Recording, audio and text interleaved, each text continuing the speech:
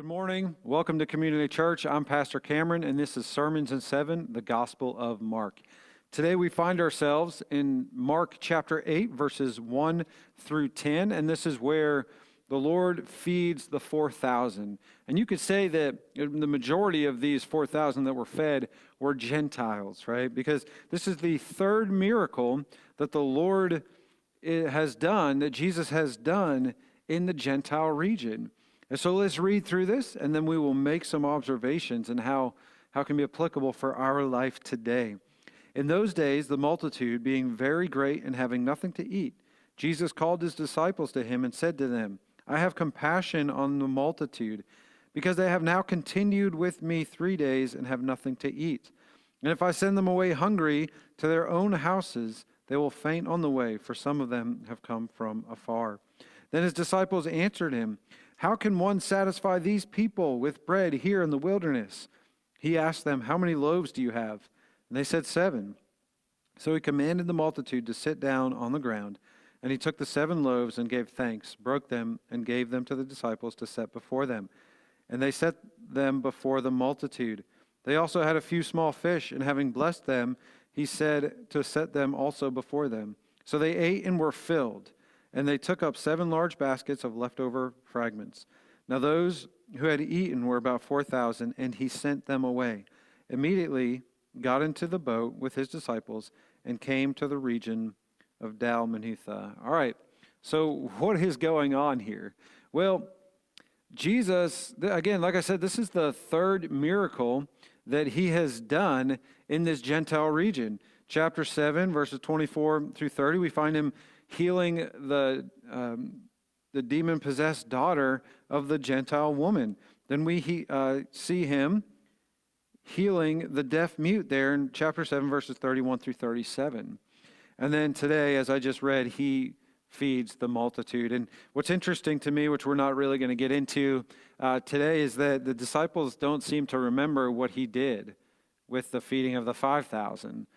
You know, so it's almost like, well, why don't you think this shouldn't have been a surprise to them?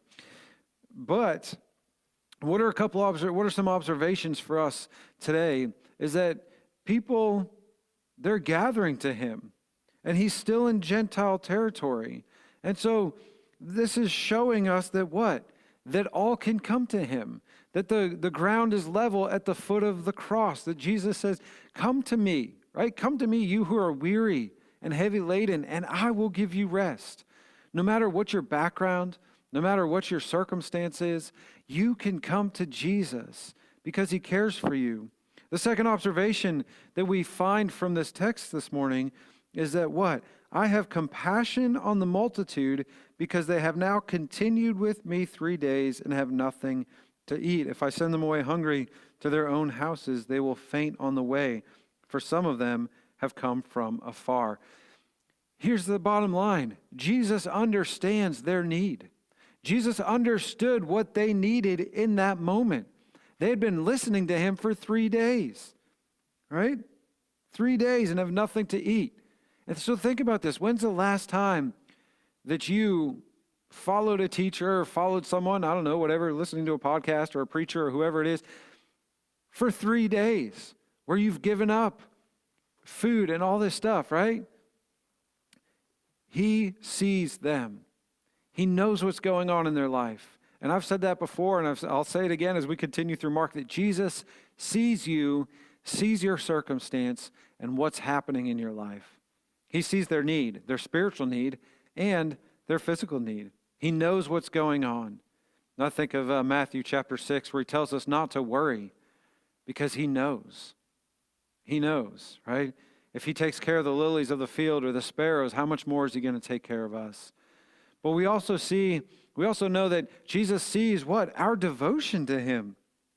Because they've continued with me 3 days. They continued with Jesus, despite the heat or cold, depending on what time of the year it was, despite the lack of food, they continued with Jesus. And I think, and I don't want to super spiritualize the text, but just as a way of application, think about those times that you are continuing with Jesus and you feel this hunger, this need, this spiritual need. Lord, why are you so far away? I need you. I'm continuing with you through whatever circumstance it is. Jesus sees you. He sees your devotion to him. So don't give up. Don't grow weary, as Galatians 6 says. Don't go weary in doing good. But also, what does he do? He commanded them. He commanded them to sit down. He commanded the multitude to sit down on the ground. So what is he doing here? Is that he's preparing them. He is preparing them to receive something from him. It would be just kind of chaos, right, if he just started throwing out bread to everyone in the mass multitude, but he commands them to sit down. And I wonder sometimes, because I like to overanalyze things, but I wonder sometimes, what would have Jesus' response have been if they're like, no, we don't want to sit down. We're not doing that, right? So he asks for obedience. He commands them. It's not a suggestion. He commands them to sit down. And in their obedience of sitting down, he is preparing them to receive. He is preparing them to receive what he is going to do in his life. So the Lord asks you to do something, obey. Maybe he's preparing you to receive something that you don't know. Maybe they didn't know, right? They didn't know probably what was going to happen. But he satisfies them as well. He satisfies them. He commands them to sit down. They obey. And so they ate and were filled in verse 8. And they had leftovers. Jesus will always satisfy you, especially in that spiritual thing where you're hungry, right? Jesus will satisfy you. But then he sends them away. So he sends them away after what? After he taught them, after he saw their need, after he prepared them to receive from him, and after he filled their need. He sent them away. And so I want to go back there. They continued with him. And the question I have for us today, the question I have for you today is, are you continuing with Jesus even when life is tough, even when you're hungry? God bless. See you next time.